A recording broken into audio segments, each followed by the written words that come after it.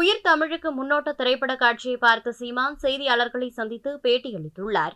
என் அன்பு உடன் பிறந்தார்கள், ஊடகவியலாளர்கள் கொண்டு போய் சேருங்க. ஒரு நல்ல படம், நீங்களும் பாருங்க, போட்டு காட்ட முடியும்.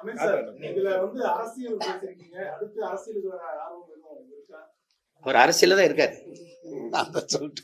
நான் அவர் கூட தான் இருக்கேன். அரசியல தான் இருக்காரு. தேர்தல்ல நிக்கிறத அரசியல்னு நீங்க நினைக்க கூடாது. மக்கள் பிரச்சனைக்கு யாரு முதல்ல முன்னு நிக்கிறானோ, குரல் கொடுக்குறானோ, அதுவெல்லாம் அரசியல் தான். அரசியல்னா என்னன்னு நினைக்க சொல்லுங்க. என்ன எல்லாரும் கூட்டமா இருக்கிறீங்க அப்படின்னு கேள்வி கேட்குறீங்கல்ல, அதுவே அரசியல் தான். அததான் ஒவ்வொரு மனிதனின் ஒவ்வொரு வார்த்தையிலும் அரசியல் பிறக்குதுங்கிற.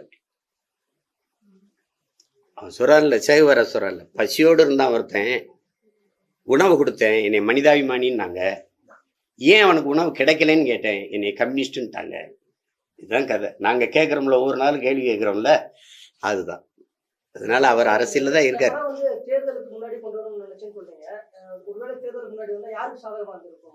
இல்ல, பொதுவா மக்களுக்குள்ள ஒரு பெரிய விழிப்புணர்வை ஏற்படுத்தியிருக்கோம். அது பொதுவான பார்வை. நீங்க இந்த அதுக்கு தம்பி சினேகனுடைய ஒரு பாட்டே உங்களுக்கு போதும். நம்ம செய்யறோம், எதனால என்ன பொறுப்புணர்வோடு நம்ம வாக்கு செலுத்தணும் அப்படின்னு இருக்குல்ல, அதை உணர்த்தி இருக்கும். அதுக்கு சின்ன ஒரு அரசியல் விழிப்புணர்வை ஏற்படுத்தியிருக்கும்னு நான் உறுதியா நம்பினேன். அதுக்காக ரெண்டு தம்பிகள்கிட்டையுமே நான் அழுத்தினேன், எப்படியாவது தேர்தலுக்கு முன்னாடி கொண்டு வர முடியுமா, பாருன்னு. சூழலாமே இல்லை.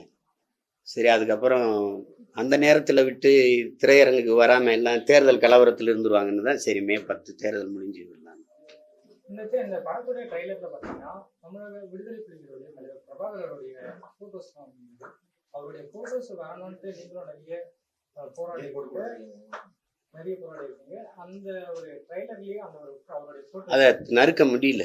ஏன்னா முன்னாடி அண்ணா கூட எம்ஜிஆர் அவர்கள் இருக்கிறதும், அப்புறம் எம்ஜிஆர் அவர்கள் எங்க அண்ணா கூட இருக்கிறதையும் வார்த்தையா சொல்லி ஒப்பிட்டு வந்துட்டதுனால தொட முடியல. செய்திகளை உள்ளது உள்ளபடி தெரிந்து கொள்ள ரெஃப்ளெக்ட் நியூஸை சப்ஸ்கிரைப் பண்ணுங்க.